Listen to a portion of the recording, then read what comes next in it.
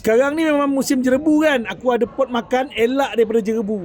Geng, kalau sebut pasal nak makan malam dengan family kan, aku bawa kau. Kadir Cafe. Betul-betul dekat Sungai Petai, Alur Gajah Melaka ni, aku dengar ada set baru, ada set talam, western punya.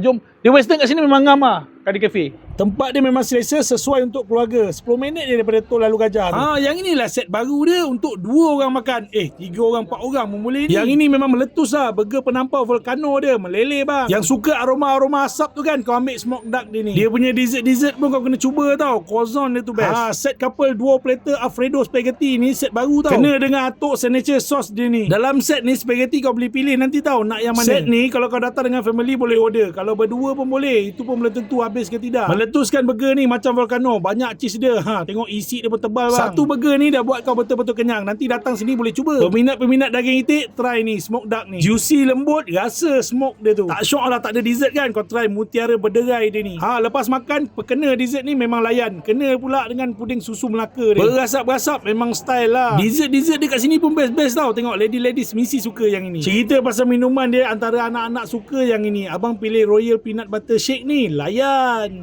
Lepas ni kalau melilau malam-malam tu nak cari makan kan, kau boleh datang dekat sini, Kadir Cafe dekat Sungai Petai, Alur Gajah Melaka ni.